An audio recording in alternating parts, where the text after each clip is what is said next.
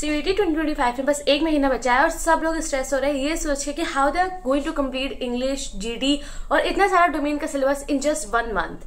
अगर आपका प्लान ये है कि आप सुबह 5 बजे उठोगे और सीधा पढ़ने बैठ जाओगे, फिर आप खाना खाते खाते भी पढ़ोगे, नहाते नहाते भी पढ़ोगे और फिर सोना तो है ही नहीं, बस 3 घंटे की स्लीप में पूरा हो जाएगा, then I don't know about CUET but you're definitely going to crack your brain. In this video we are going to discuss कि मेरा last 1 month की strategy क्या थी that helped me got into Delhi University and also how I was able to study for 8 to 10 hours without actually going insane. Hey guys, welcome to my channel. This is Rishika and welcome to another video. So I'm currently pursuing BA English Honours from Delhi University and today I'm going to share my exact last month की strategy जिसने मुझे Delhi University जाने में help किया. Before starting the video, मैं आपसे कुछ बात करना चाहती हूँ. So बहुत सारे बच्चे मुझसे पूछते रहते हैं कि दीदी how are we going to prepare English, GT और इतने सारे डोमेन का syllabus in just 1 month without any guidance. So guys, I have good news for you. CUET Pro is launching their rank creating online crash course, जिसका मतलब आपका सिर्फ CUET में selection नहीं होगा, you are going to become a CUET topper. पिछले 2 सालों में इन्होंने CUET में AIR 1 दी है, लिटरली 1000 में से 1000 मार्क्स लाके. And the best part about them is that इनके फाउंडर्स और इनके मेंटोर्स खुद SRCC एंड LSR जैसे टॉप कॉलेजेस से ग्रेजुएट हुए हैं and in fact one of them is a CA. So just imagine you are going to be guided by the people जो खुद उस पाथ को फॉलो कर रहे हैं and they can easily share the insights and cheat code with you, जिससे you are going to be able to crack not only crack CUET but also be the topper of CUET. इनका crash course 1 April से start हो रहा है, so I don't think you should waste any more of your time and enrol now using the link in my description box. And also they take only a limited number of students and they create an amazing result with that. तो ऐसा नहीं है कि 2000 बच्चे लिए उन्होंने और 2 top किए, no, they only take a limited number of student like 200 और उसमें से they get like 90 to 80% of students, 90 to 100% of students in Delhi University. So that is the best thing for you. And I guess you should not waste any more of your time and you should start preparing for CUET by enrolling in this course and using the link in my description box. Now let's start with the video. So before starting my routine, मैं आपको कुछ ऐसे points बताना चाहती हूँ जो आपको पता होना जरूरी है.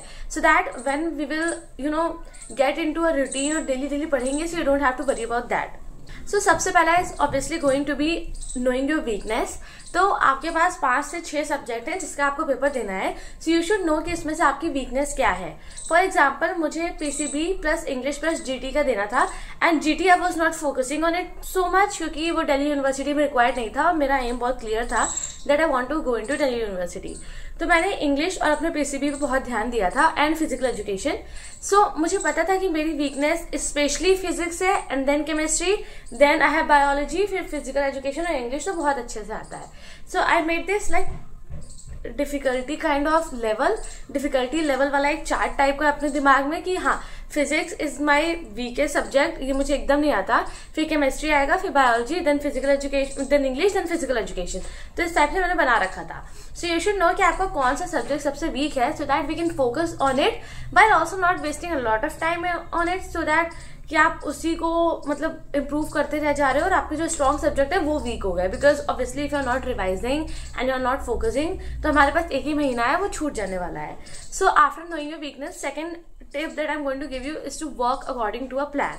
सी वी जस्ट हैव 1 month लेफ्ट, तो इसमें आप अपनी मर्जी से जो मन में आया उठा के नहीं पढ़ सकते हो. I mean we are going to do that but we need a systematic way to study, we need a plan to work with, क्योंकि अगर वो नहीं होगा so you can get lost और आपका दिन वेस्ट होने लगेंगे. You might get burn out by studying too much और एक दिन आपने बहुत ज्यादा पढ़ लिया और दूसरे तीसरे दिन आप पढ़ ही नहीं पा रहे हो. So we don't want that, we want consistency and we want to work according to a plan so that we can cover everything and revise everything and give our best in CUET. Now third is going to be mindful about what you're doing. What I mean by this is that you need to use some smart study tips because hard work हर कोई कर रहा है and कुछ लोगों की tendency होती है कि वो ज़्यादा हार्ड वर्क कर पाते हैं और कुछ लोग की होती है कि वो उतना हार्ड वर्क नहीं कर सकते हैं. So it is not very possible कि आप जो बच्चा 16 घंटे पढ़ रहा है उससे आप हार्ड वर्क से जीत जाओ और आप 20 घंटे पढ़ लो. No, because we only have 24 hours in a day. So instead of studying for 20 hours, what we can do is we can use smart study tips in our study routine, जिससे हमारा time of studying नहीं बढ़ेगा but हमारा result बढ़ेगा. And result is what we are focusing on instead of time. हमें अगर हम 12 घंटे पढ़ रहे हैं तो उससे क्या, if you are not able to get anything, बल्कि अगर हम 2 घंटे पढ़ रहे हैं we are able to get everything और हम लोग बहुत अच्छा परफॉर्म कर रहे हैं. So that's what we are going to aim for.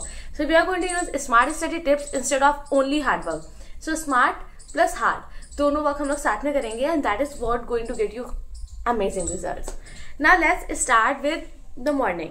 सो पहली चीज जो आपको ध्यान रखनी है दैट इज कि आप मॉर्निंग में वो सब्जेक्ट से स्टार्ट करोगे जो आपको बहुत टफ लगता है, जिसके लिए आपको बहुत अपने आप को पुश देना पड़ता है। For me that was physics, for you it can be political science और अकाउंटेंसी, जो भी हो। For some it can be English also, sorry.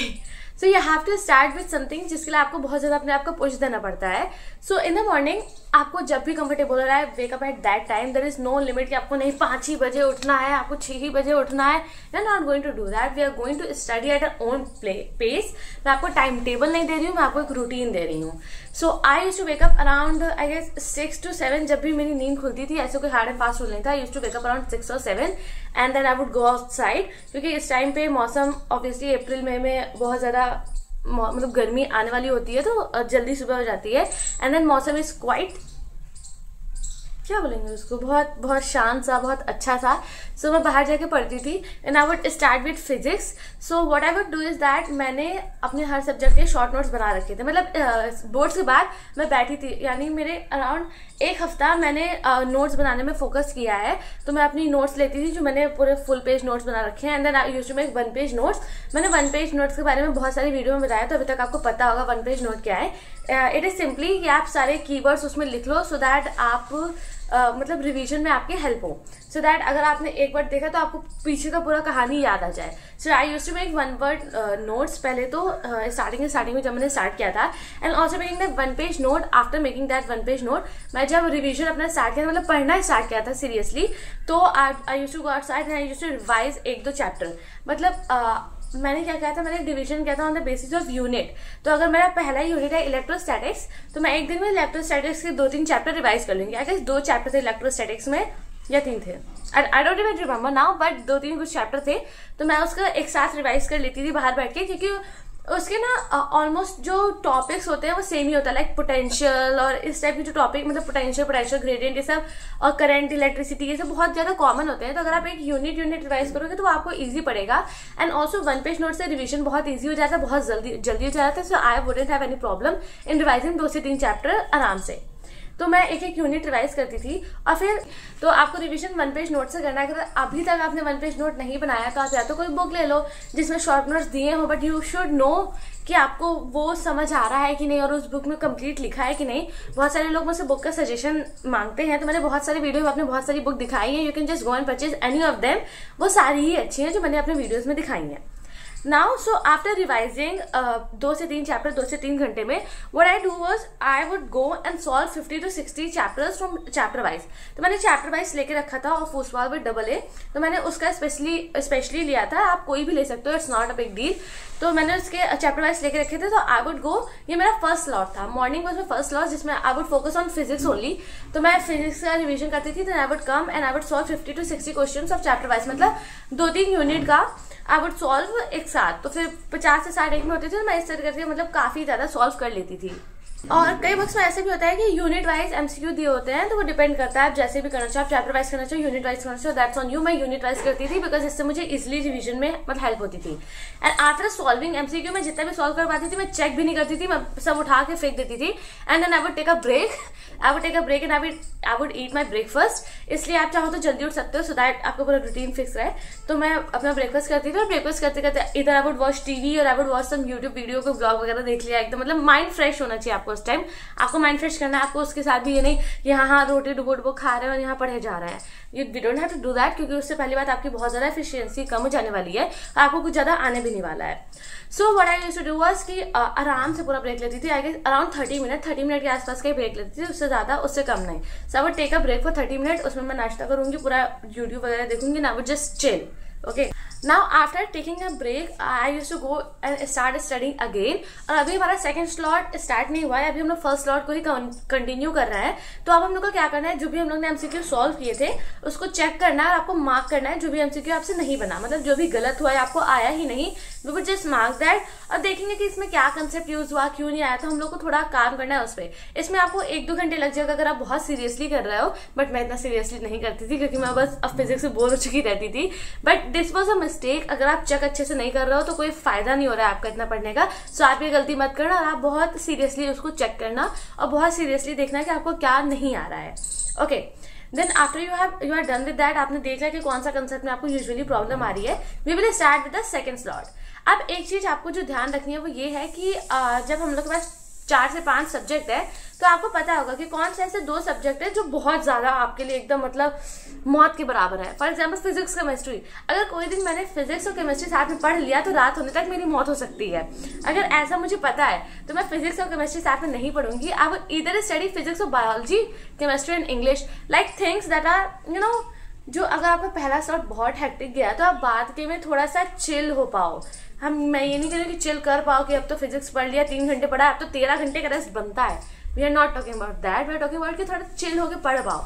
तो what I used to do was कि मैं ऐसा अल्टरनेट करती थी, एक दिन फिजिक्स पढ़ा तो उसके साथ या तो बायोलॉजी या तो इंग्लिश, फिर दूसरे दिन केमिस्ट्री पढ़ा तो उसके साथ या तो बायोलॉजी या तो इंग्लिश, इस तरह पर। Physical education to be very honest मैंने आखिरी के 15 दिन के पहले पढ़ा ही नहीं। एंड हाँ, कमेंट में बहुत सारे लोग कह रहे हैं उसकी स्ट्रेटेजी लाओ, I will make a video on it सून, पर अभी इस पे फोकस करते हैं। तो सेकंड स्लॉट यूजुअली मेरा बायोलॉजी का होता था, कई बार इंग्लिश का भी होता था। मैं आपको बायोलॉजी का बताती हूँ, आई हैव टू रीड क्योंकि मैं भूल चुकी हूँ मैंने क्या लिखा था खुद ही। तो बायोलॉजी में भी वही सेम था, revision through one shot, no मतलब बायोलॉजी में आई डू नॉट थिंक कि मैंने ना बायोलॉजी और थ्योरी सब्जेक्ट में मैंने ऐसे 1 पेज नोट्स नहीं बना के रखे थे, बिकॉज उसमें ना बहुत ज्यादा थ्योरी होता है तो 1 page note is not actually very helpful. मतलब हिस्ट्री वगैरह में if you are arts student आपको हेल्प करेगा, बट बायोलॉजी में मुझे उतना हेल्पफुल नहीं लगा तो मैंने नहीं बनाया था। Instead what I used to do was I used to revise from my own notes. जो मैंने पीडब्ल्यू से मैंने अपना 12th पढ़ा था तो मैं अपने पीडब्ल्यू वाले नोट्स से रिवाइज करती थी and I would either revise through that. और फिर मैं शॉर्ट नोट्स से बायोलॉजी का जो बुक रहती है ना चैप्टर वाइज, उसी में शॉर्ट नोट्स होते हैं, मैं उससे रिवाइज कर लेती थी क्योंकि बायोलॉजी मुझे काफी अच्छे से आता था। मुझे पता है मुझे बहुत अच्छे से आता था तो उसमें जितना लिखा रहता था वो पढ़ के मुझे पूरा चैप्टर रिकॉल हो जाता था। And I also used to focus a lot on reading NCERT, biology के एनसीईआरटी स्पेसिफिकली। तो मैंने हर चैप्टर के एनसीईआरटी 3 से 4 बार रीड कर ही चुकी थी, मतलब मिनिमम 3 से 4 बार। तो आपको ये भी ध्यान देना है कि अगर आपका थ्योरी सब्जेक्ट जैसे फिजिक्स में you can skip NCERT, it is a total waste of time. Chemistry में I used to read NCERT of organic, मतलब इस और इनऑर्गेनिक की भी, फिजिकल में भी I used to skim through it. लेकिन बायोलॉजी में you have to read it like religiously, आपको बहुत अच्छे से उसे रीड करना है। In biology, in arts, in business studies, इस टाइप की चीजें जिसमें थ्योरी मेन है तो आपको उसमें एनसीईआरटी बहुत अच्छे से रीड करना है। बट एनसीईआरटी में अभी रीड नहीं करती थी because right now we are in afternoon का टाइम है, आपका एनर्जी लेवल अभी भी हाई है। So what we are going to do is we are going to study, मतलब अभी हम लोग क्वेश्चन सॉल्व करेंगे। So after revising through short notes मैं क्वेश्चन सॉल्व करती थी, 1, 2, 3 चैप्टर जितना भी मुझसे हो पाता था। बायोलॉजी तो मैं बहुत आसानी से 3-4 चैप्टर कर लेती थी because as I said biology was my strength. और दूसरा it was easy, it is theory, आप ऐसे ऐसे टिक करते जाओगे, you don't have to solve anything. So after doing that I used to take another break. अब इस break में मैं क्या करती थी, मैं कई बार सो जाती थी या फिर कई बार मैं खाली उस टाइम पे टेलर स्विफ्ट का टॉर्चर पोएट डिपार्टमेंट रिलीज हुआ था। I used to listen to दो song for like half hour, ऐसे बेड पे पढ़ के ऐसे करके खाली सुनते रहती थी। तो you can do anything, just relax, rewind, वो सब कर सकते हैं। And we are going to start with the third slot. तो ये ना दोपहर में हो गया, अब मैं गाना वाना सुनती थी, फिर खाना खाती थी, तो ये थोड़ा लंबा ब्रेक लेती थी बिकॉज अब मेरा हो गया था कि बस हो गया, तो फिर थोड़ा लंबा ब्रेक लेती थी। I used to eat, vlog देख ली, थोड़ा गाना वगैरह सुन लिया, ये वो कर लिया। Then we will start with the third slot. Third slot में मोस्टली मेरा कुछ भी फिक्स नहीं था कि मुझे यही करना है। मैं थर्ड स्लॉट में मोस्टली अपना 1 पेज नोट्स बना लेती थी, जो भी मेरे बच्चे हैं 1 पेज नोट्स उसे बना लेती थी। फिर इंग्लिश पढ़ती थी, इंग्लिश में क्या करती थी, I used to watch videos of Rubaika ma'am. Rubaika ma'am is an educator in CUET under 24/7। तो मैं उनके यूट्यूब वीडियोज देखती थी और उससे वो मतलब जो भी मेरा सिलेबस था उसके अकॉर्डिंग उन्होंने पूरी प्लेलिस्ट बना रखी थी। मैं कोई भी वीडियो देखती थी और फिर मुझे मतलब मैं उससे सीखती थी बिकॉज इंग्लिश भी पढ़ना था क्योंकि हमें नहीं आता है, उतना नहीं आता जितना हमें CUET में देना है। तो मैं उससे पढ़ती थी, इंग्लिश पढ़ती थी और इंग्लिश वाज लाइक मेरा रेस्ट टाइम क्योंकि खाली मुझे वीडियो देखना है और जब वो क्वेश्चन कहती थी मैं उसके आंसर देती थी और कई बार मतलब मोस्ट ऑफ द टाइम मेरा सही ही होता था। तो English was a no brainer for me. But अगर आपके लिए इंग्लिश थोड़ा टफ है तो फिर आपको बहुत ध्यान से पढ़ना पड़ेगा। एंड द स्ट्रैटेजी सेम, मैंने ऑलरेडी एक वीडियो बना रखा है, मैंने एक और शूट कर लिया, मैं जल्दी अपलोड कर दूंगी अबाउट इंग्लिश। तो इंग्लिश के लिए तो सबसे इजी यही है कि आप मैम के साथ पढ़ते जाओ, वो जो क्वेश्चन बोल रही है आप उसका आंसर खुद गेस करो, और अगर वो गलत हो रहा है तो फिर वो समझा ही देंगी। सो इट्स वेरी इजी, आप मैम के साथ पढ़ लो। और सेकंड चीज, इंग्लिश मेरा काफी हद तक तैयार था। So I started solving my English sample paper उसी थर्ड स्लॉट में। 1 घंटे का होता था, it was easy for me to solve. तो मैं उसको, I am not bragging, I feel the need to inform you I'm not bragging, क्योंकि कमेंट में कई लोग ऐसे भी होते हैं, they are just dissecting everything I say, so I'm not bragging about it, I'm just saying that it was my strength, so how I was utilizing my strength, I'm just telling you guys that। तो English में मैंने starting इसी, जब मैं chapter wise और revision और 1 page note बनाए थे अपने डोमेन सब्जेक्ट की, मैंने इंग्लिश में सैम्पल पेपर सॉल्व करना स्टार्ट कर दिया था। और जब भी मेरा वीक टॉपिक होता था मैं उस यूट्यूब से देखती थी, उसको सीखती थी। Then after this I used to take my third break, और इसमें me and my mother we used to go outside. ये हमारी कॉलोनी में बाहर जाके हम लोग वॉक करते थे and we used to talk about everything that's happening in my day. मेरे डे में तो क्या ही था, पढ़ना ही था।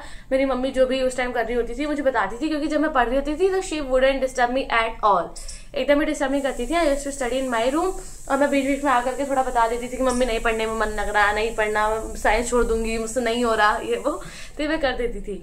Then we used to walk outside, और वो तो 1 घंटा 2 घंटा इस तरह चलता ही था। मतलब I think I used to take evening, whole of the evening rest. फिर मैं पूरा इवनिंग रेस्ट लेती थी, और मैं खाली थर्ड स्लॉट तक ही पढ़ती थी, लाइक इवनिंग तक। उसके बाद I used to take a rest, और मैं हेल्थी थी। या फिर उसके बाद मैं CUET, मतलब मैं यूट्यूब पे वीडियो देखूंगी about CUET strategies, tips on guidance. तो मैं यूट्यूब पे ये सब वीडियो देखती थी, जिससे मुझे समझ अच्छा मुझे ये करना है, ये करना है, ये करना है। और कई बार अगर मैं बहुत ज्यादा थक जाती थी और मेरा एकदम भी मन नहीं होता था पढ़ने का, मुझे पता था कि अगर मैं पढ़ूंगी अभी तो मैं कल नहीं पढ़ पाऊंगी। So I would just relax and watch a movie on Netflix, ऐसे कोई लाइट सी movie, like you know that coming of age वाली मूवी, या फिर कोई कॉमेडी इस टाइप की कोई मूवी देख लेती थी। या फिर यूट्यूब पे कोई ऐसे यूट्यूबर का व्लॉग जो मुझे बहुत अच्छा फील कराता है, दैट मोटिवेट्स मी कि हाँ यार I can also create my dream life, इस टाइप की चीजें। So evening was mostly about rewinding और रिलैक्सिंग। और रात में, टू बी वेरी ऑनेस्ट, मुझे याद नहीं है कि मैं रात में क्या करती थी, तो मुझे एकदम याद नहीं आ रहा था। बट आफ्टर थिंकिंग अलॉट मैंने याद किया कि मैं रात में मोस्टली NCERT रीड करती थी, बायोलॉजी की, या फिर मैं फिजिकल एजुकेशन की मैंने एक बुक ले रखी थी जो कि यूजलेस है। मैं बता दूं, आप यूट्यूब से आराम से फिजिकल एजुकेशन कर सकते हो। मतलब जो बुक मैंने ले रखी थी वो यूजलेस है, मैं बुक का नाम नहीं लूंगी, but I will tell you in another video कि कौन सी बुक अच्छी है। सो मैं फिजिकल एजुकेशन थोड़ा सा पढ़ लेती थी, रीड कर लेती थी, वरना मैं मोस्टली फोकस करती थी बायोलॉजी रीड करने पे, केमिस्ट्री रीड। मतलब रात वाला time when I was like after taking my dinner, after eating my dinner, और सोने से पहले जो 1-2 घंटा जो भी रहता था, क्योंकि मैं जल्दी सो भी जाती थी, लाइक 11-12 तक तो मैं सो ही जाती थी आराम से, 10-11-12 मैं इतनी जल्दी भी सो सकती हूँ। इनफैक्ट मैं अभी भी इतनी जल्दी सोती हूँ, मतलब घर में, हॉस्टल में तो anyway you don't want to know that. तो हम लोग जो है रात में NCERT रीड करेंगे, या फिर कोई भी ऐसा रिलैक्सिंग वाला काम करेंगे जो जिसमें बहुत ज्यादा आपका दिमाग नहीं लगेगा। We are not going to solve any question, और या ऐसा कोई सब्जेक्ट नहीं पढ़ेंगे जो आपकी स्ट्रेंथ नहीं है। आप सिंपली इंग्लिश पढ़ सकते हो उस टाइम, आप अपनी NCERT रीड कर सकते हो, आप रिवीजन कर सकते हो, या आप अपना 1 शॉट नोट्स बना सकते हो अगर आपने नहीं बनाया है तो। एंड देन मेक श्योर कि आप आराम से अपने टाइम पे सो जाओ। There is no need to stretch it कि नहीं पढ़ना है, no, there is no need for that. आप जल्दी सो, आराम से उठो, और जितना टाइम बीच में मिल रहा है आप उसको इंटेंशनली यूटिलाइज करो। That's it, that's all you have to do. और अगर ऐसा हो रहा है कि आपने 1 हफ्ता पढ़ा, कोई दिन आपका पढ़ने का मन नहीं हो रहा है, then give yourself a break. उस दिन मत पढ़ो, ट्राई करो कि उस दिन आप रिलैक्स करो। उस दिन किताब को आप छुओ ही मत, यूट्यूब पे वीडियो देखो, अपने फ्रेंड्स के साथ जाओ, इधर उधर घूम लो, मम्मी पापा से बात करो। मम्मी पापा से कितना ही बात करते हो तुम लोग, मम्मी पापा से बात किया करो। देन वॉच लाइक टीवी वगैरह, कुछ भी कर लो, खाना बना लो, ड्राइंग कर लो, जाओ घूमाओ अगल बगल। ये नहीं 3 दिन की ट्रिप पे चले गए, 1 हफ्ते की ट्रिप पे चले गए। So do that, just relax yourself because you are a human guys. And possible नहीं है कि आप एक महीने पूरा 10 घंटे पढ़ पाओ लगातार। गिव योरसेल्फ अ ब्रेक, क्योंकि अगर आपने नहीं दिया तो आप फिर आप पढ़ भी नहीं पाओगे सही से। मेरे साथ ही हमेशा होता था, और उस टाइम मैं नहीं देती थी, पर अब मुझे समझ आ रहा है कि you should. So that's what I'm telling you. So yeah guys, that's it, that's your routine, that's the routine you should follow for a month, and I'm guaranteeing you, मतलब मैं ऐसे 100% श्योरिटी के साथ बोल रही हूँ, this is the best routine you can find on YouTube. क्योंकि मैंने आई स्वेयर, जब मैंने बोला ना कि मैं अपने इवनिंग स्लॉट के बाद I used to watch YouTube video guidance वगैरह वाला, तो there was so much toxicity there like पढ़ना है, माँ बाप का सपना पूरा करना है, पढ़ना है 14 घंटे 12 घंटे 16 घंटे, नहीं हो पाएगा। And you don't need to do that, it's CUET, it's not NEET, it's not IAS का एग्जाम, इट्स नॉट UPSC कि आपको बस अपनी जिंदगी छोड़ के पढ़ना है। ऑफकोर्स पढ़ना है, क्योंकि आखिरी का 1 महीना बचा है, पर इतना भी नहीं करना है कि पागल हो जाओ और फिर उसके बाद कुछ बचे ही ना। कि मतलब बस पढ़ लिए, लेकिन CUET के पहले आपका नर्वस ब्रेकडाउन हो गया, आप हॉस्पिटल में पड़ गए क्योंकि आपने 16 घंटे पढ़ा, 4 घंटे सोया, फिर 16 घंटे पढ़ा, मतलब ये तो 20 घंटे हो रहा है, but you know guess the approximation. तो इस तरह नहीं करना है। That's it for today's video. मैंने कुछ ज़्यादा ये वीडियो खींच दिया, मुझे लग रहा है काफ़ी लंबा हो गया है, but I trust you guys कि आप देखोगे because it is all valuable information. And I see you in the next video. Till then take care, all the very best for your exams and yeah bye. And also don't forget to enrol in the CUET pro crash course, तो आप वो description पे देख लेना link वगैरह। Okay bye.